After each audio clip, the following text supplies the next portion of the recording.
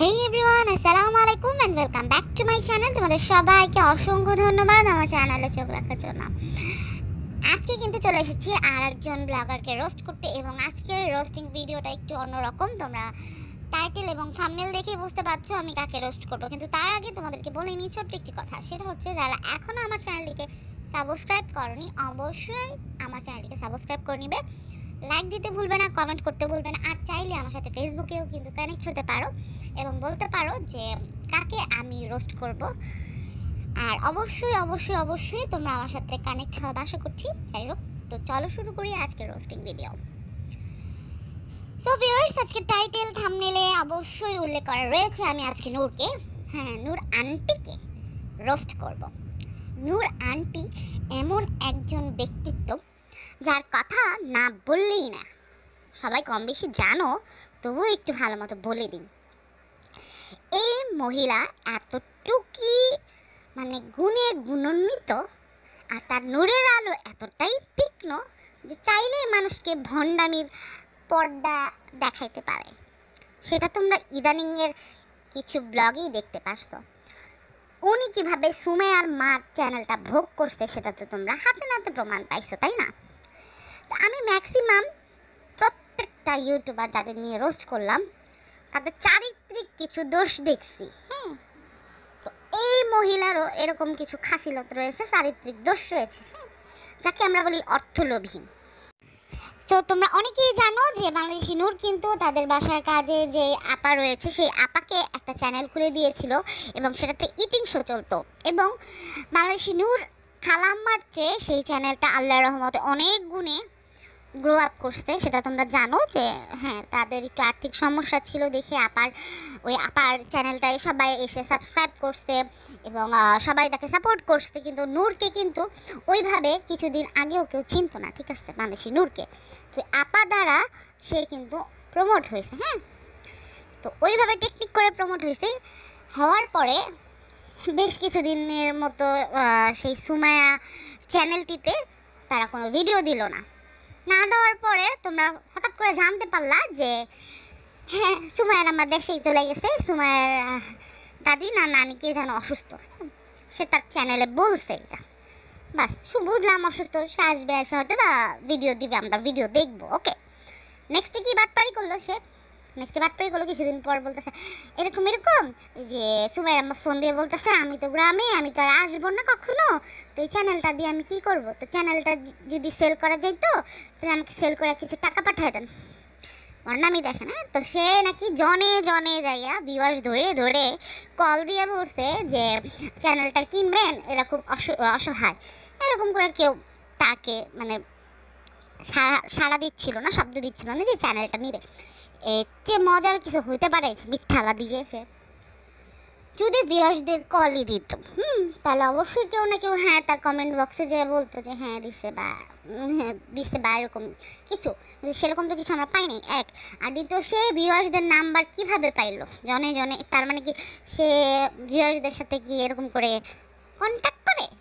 আমি কিছুদিন আগে আমার আরেকটা চ্যানেলের মধ্যে বলছি তার একটা স্বভাব আছে, মানুষের কাছে হুটহাট করে টাকা পয়সা কিন্তু চায় বসে, এটা কিন্তু মিথ্যা না। যাক, তারপরে সে নাটক করে বলল যে আমি লাস্টে চ্যানেলটা কিনে ফেলেছি। এর যে মজার কিছু রয়েছে, সেই চ্যানেলটা তার ছেলেকে দিয়ে দিল। এই ধান্দাবাজিগুলো একমাত্র তারা পারে, কারা জানেন? পায়েল, মুক্তা এবং নূরের মতো মহিলারা। কারণ আপনারা ভালো করে জানেন পায়েল, মুক্তা প্লাস নূর চোরে চোরে মাস্তুতো ভাই। পায়েল মুক্তার সাথে নূরের কিন্তু খুব ভালো ঘনিষ্ঠ সম্পর্ক রয়েছে। তো আপনারা এটাও ভালো করে জানেন পায়েলের বাসার যে কাজের মহিলা, তারও কিন্তু একটা ইটিং চ্যানেল আছে, বাংলাদেশি পেটুক গার্ল। এটাও কিন্তু তারা ধান্দাবাজি করেই খুলছে, একটা যদি কাজ। তো এই ধরনের চারিত্রিকহীন মহিলাদের ইউটিউবে থাকা জরুরি, কারণ এদের থেকেই তো অসভ্য ইতর বদমাইশ মহিলা সৃষ্টি হয়, তাই না? যারা জামাই টাকা মাইরে খায়, জামাই সাথে সংসার করে 2 দিনের 3 দিনের দিন তালাক দিয়ে চলে যায়, এগুলো দেখেই শিখে আমার যতটুকু মনে হয়।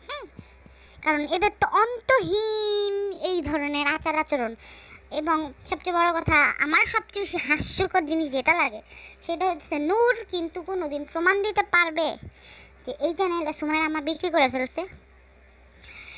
আপনারা সবাই জানেন তারকাদের গল্প একটা চ্যানেল আছে, সেই চ্যানেলে ভাইয়া নূরকে নিয়ে রোস্টিং ভিডিও বানাইছে দেখে নূরের ছেলেরা এসে তাকে হিজলা বলে গাড়ি দিছে। তো আসলে আমার একটা কথা খুবই বলতে ইচ্ছা করে, সেটা হইতেছে দুনিয়াতে আসলেই কিন্তু অনেক গালি আছে, হিজলা গালিটাই কেন বা দিল?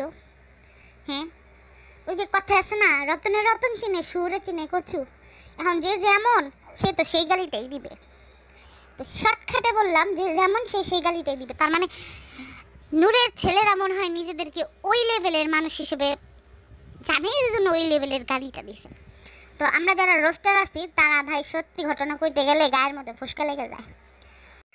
আর এটা কোনো ব্যতিক্রম কিছু না, আমরা যারা রোস্টিং ভিডিও বানাই আমরা তারা অহরহ গালি খাইয়া যাইতেছি এবং গায়ে লাগে না, কারণ কি আপনাদের সামনে তো আমরা সত্যতা বের করেই আমি কথাগুলো বলি, তাই না? তো সত্যি আপনারা বিশ্বাস করেন নূরের একটা খুবই জঘন্য একটা দিক রয়েছে, সেটা হচ্ছে ভিউয়ারদের কাছে মেসেজে তাদের সাথে পরিচয় হওয়ার পরে নূর মানুষের কাছ থেকে টাকা চায়, 2000 3000 4000 এরকম করে টাকা চায়। মানে এরকম ধরনের ভাই 2 দিন 3 দিন পরিচয় 4 দিন টাকা চাইতেছি আছে ভাই, এরকম কোয়ালিটির অনেক ধান্দাবাজ আছে, সেই ধান্দাবাজগুলো উপরের দিকে উঠে যায়। আর আমাদের মতো রোস্টারদের কাজ কি জানেন, ধান্দাবাজগুলারে হাতে নাতে ধরায় দেয় আপনাদের সামনে। তো আমি কারণ পরশুদিনই তো করলাম, আমি পরশুদিন নূরকে নিয়ে যে রোস্টিং ভিডিওটা করছি নতুন চ্যানেলে, তো ওইটার নাম হচ্ছে ডাইনি রোস্টার, ওই চ্যানেলটার নাম। তো ওই চ্যানেলটাতে করছি, ওইটার মধ্যে ডিটেলস আমি বলে দিচ্ছি যে ওনার কিছু চারিত্রিক দোষ আছে, ঠিক আছে? প্রথমত আমি বলছি সে পানখোর, সে পান খায়, পানখোর, কিন্তু এর অভ্যাসটা কি, মানে এটা তো ভাই একটা সামাজিক প্ল্যাটফর্ম, তাই না? সবাই থাকে এটার মধ্যে, ধনী গরিব সব ধরনের মানুষ থাকে, কিন্তু এদের কিছু খাসিলতের কারণে সব মানুষ বাংলাদেশের প্রায় ম্যাক্সিমাম মানুষগুলো খারাপ হয়ে যেতেছে। কি শিখে ব্লগিং চ্যানেল থেকে? পান খায় কেমনে? হ্যাঁ, নাকি ভাতের পাতিল কেমনে টেবিলে উড়ায় খাইতে হয়? মনে হয় কি এদের সার্ভিং প্লেট বলতে কিছু নাই, এদের চারিত্রিক কিছু কিছু সমস্যা আছে। এর মধ্যে একটা দেখলাম আমি ধান্দাবাজি, ধান্দাবাজির মধ্যে এরা 1 নাম্বার। তো আরও কথা, সেটা হচ্ছে নূরের ছেলেদের আমি মনে করি কোনো শিক্ষাগত যোগ্যতা নাই, কারণ যেভাবে তারকা গল্প চ্যানেলটির ভাইয়ারে গালাগালি করলো বা কথাবার্তা বললো, আমার মনে হয় না তারা ন্যূনতম বোধ আছে শিক্ষার যোগ্যতা। কারণ একটা মানুষ যদি শিক্ষিত হইতো ভালো করে গালি দিতে পারতি, তোরা বাবারে বা গালি কত ধরনের আছে, আমার কাছে শিখে যাস, আমি কিন্তু ভালো গালি দিতে পারি। কিন্তু আমি ভিউয়ার্সদের কাছে বলছি যে আমি গালাগালি কমাই দেবার জন্য গালি দিচ্ছি না। তো এই ধরনের শয়তান অসভ্য টাইপের মহিলাগুলাই আসছে ইউটিউব ধ্বংস করতে, এদের কাছ থেকে শিক্ষণীয় কিছু নাই। উদলাগায় আইসা পরে পোলাপাইন নিয়ে ব্লগ করে ভিডিও করে, এবং এমন ভাব তাদের, আয় বাপ রে বাপ, দুনিয়া উল্টাতে। এরপরে দেখবেন আমাদের উপরে থ্রেডের উপরে থ্রেড দেবো, কিন্তু থ্রেড দিয়ে তো লাভ নাই, থ্রেড দিয়ে কী করবো? সত্যিটা বললে মানুষের গায়ে ফুসকা পড়ে, ফুসকা, হ্যাঁ গো গায়ে ফুসকা পড়ে গেছে, ফুসকা। তো এই হলো নূরের চারিত্রিক বৈশিষ্ট্য। 1 নাম্বারের চোর এই মহিলা, এইভাবে অসহায় মানুষের হক মাইরা খাইছে, চুরি করছে। এখন এই যে এই মহিলা তো অবশ্যই বুঝে না কীভাবে ভিডিও আপলোড করতে হয়, নূরই সব কিছু করে দেয় ইটিং শোর মধ্যে। তো আমি ভাবছিলাম আর কি, যেটা যে নূর যেহেতু এই কাজটা করছে, একটা চ্যানেল গ্রো আপ করেছে, ওরার উচিত ছিল এই চ্যানেলটা নিয়ে এরকম বাটপারি করার না, কারণ একটা অসহায় মহিলা, আপনারা বুঝেন এই চ্যানেল গ্রো করার জায়গা কিনে ফেলছে, এই মহিলার তোরা যেমন পাশে দাঁড়িয়েছিস, তোরা তো এরকম করে ক্ষতি করাটা উচিত হয়নি, উচিত হয়েছে কী বড় একটা সর্বনাশ করে দিচ্ছে। সুমাইয়ার মার চ্যানেলটারে খায়া, বুঝেন এগোই ধান্দাবাজি ছিল প্রথম দিকে, যে চ্যানেল এরকম করে ওর মাইরে দিমু, সুমার মাইরে দিমু, দেওয়ার পর যখন গ্রো আপ হয়ে যাব তারপরে এই চ্যানেলে এরকম করে ধান্দাবাজি করে আমরা নিয়ে নিব, এটাই ছিল তাদের মেন টার্গেট। তোমরা এতদিন জানতে চাইছিলা যে চ্যানেল বিক্রি হয় কিনা, হ্যাঁ হয়, কিন্তু এই চ্যানেলটা বিক্রি করার পিছনে অনেক কিছু পরিবর্তন করা লাগে, ঠিক আছে? ইউটিউব পার্টনার পরিবর্তন করা লাগে, অ্যাডসেন্স অ্যাকাউন্ট, অনেক কিছু পরিবর্তন করা লাগে, তারপর যা একটা চ্যানেল বিক্রি করা হয়, ঠিক আছে? তো তোমরা কম বেশি বুঝতে পারছো যে নূর এই জিনিসটা নিয়ে খুব খারাপ একটা বেইমানি করছে, ঠিক আছে? এই সব ছাড়াও নূরের আরও অনেক কুকীর্তি রয়েছে, সেগুলো আমি ইনশাআল্লাহ নেক্সট ভিডিওতে তোমাদের সাথে শেয়ার করব। তো আজকের ভিডিও এই পর্যন্তই ছিল। সবাই ভালো থাকবা, সুস্থ থাকবা এই কামনা করে এখনকার মতো আমি বিদায় নিচ্ছি। আল্লাহ হাফেজ।